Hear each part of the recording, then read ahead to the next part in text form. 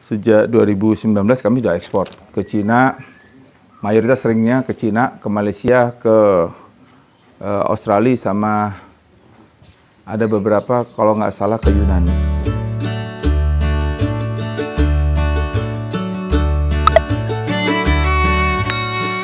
Bupati Jember Insinyur Haji Hendy Siswanto mendeklarasikan Kabupaten Jember sebagai Kota Cerutu Indonesia di Aula PB Sudirman, Kabupaten Jember. Kegiatan tersebut mengundang berbagai elemen mulai dari duta besar dari beberapa negara, pembeli, dan pegiat UMKM di Kabupaten Jember. Bupati Jember menjelaskan bahwa sudah saatnya Jember mendeklarasikan momen tersebut, karena Jember sebagai kabupaten penghasil tembakau terbaik. Sementara, Komisaris Bin Sigar Febri Ananta Kahar menyampaikan bahwa Jember harus mengenalkan kepada dunia sebagai penghasil cerutu terbaik. Jember memang terkenal suplai tembakau cerutu kepada dunia, kita ekspor. Di negara kita memang ada 3. Jember, Vosterland, sama Delhi. Vosterland sama Delhi sudah diambang tutup, ya.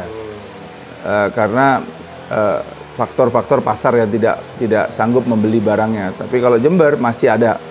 Nah, dengan bahan baku begitu banyak, ditambah dengan persaingan dunia, bahan baku ini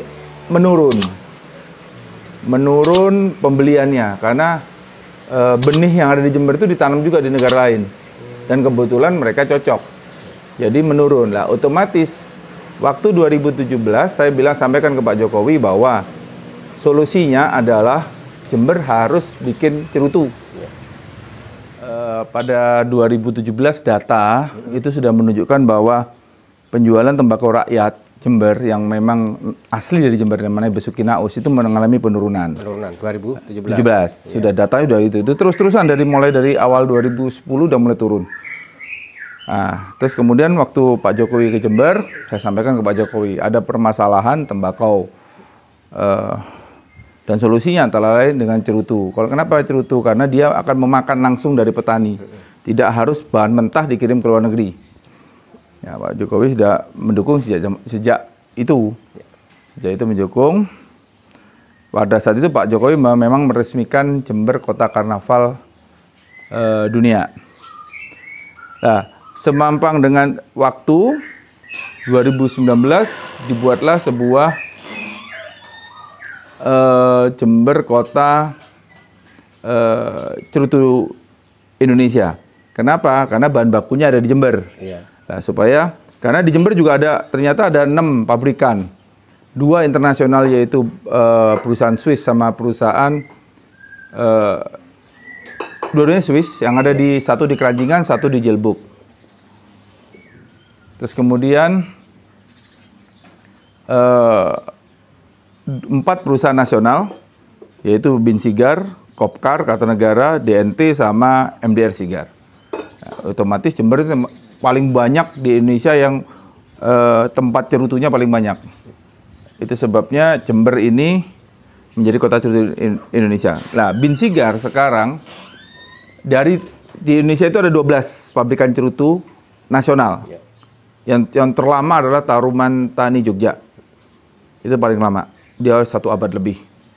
Nah, tapi dari 12 pabrikan nasional cerutu itu cuma 1 yang menggunakan benih Kuba, yaitu Bin Sigar. Jadi kiblatnya adalah cerutu Kuba. Kalau 12 itu kiblatnya antara cerutu non Kuba. Gitu. Jadi memang mayoritas pakai tembakau Jember. Nah, saya pakai tembakau Kuba karena bagi saya tidak mau tabrakan dengan pabrikan lain. Karena kita yang paling baru, kita low profile lah. Saya menghindar segala jenis packaging dan segala macam, kita menghindar. Itu yang saya lakukan. Dan alhamdulillah respon baik sekarang, dan kami sudah sejak 2019 kami sudah ekspor ke Cina.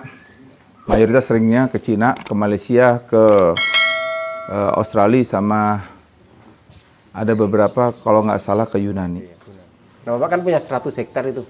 Nah, itu ya, terus tenaga kerjanya, sistem kerjanya seperti apa, Pak? seperti harian, banyak kan. Kalau karyawan ya karyawan dikontrak. Tapi kalau itu tenaga kerja harian. Oh, jadi bukan plasma ya? Bukan, belum. Belum. Saya janji Pak Jokowi untuk plasma dan inti dan plasma. Berarti 1 hektar itu Bapak berapa tenaga kerjanya, Pak?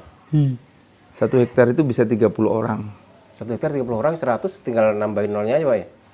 Dan itu Bapak gaji semua ya? Iya. Nanti kalau ditanya berapa nggak disebutin juga kan?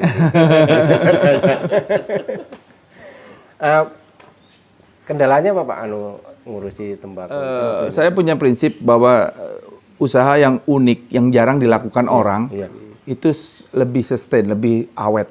Lebih awet. Ya, otomatis apapun kendalanya, ya namanya ikhtiar kan tanpa batas gitu ya. Iya. Jadi kendalanya macam-macam.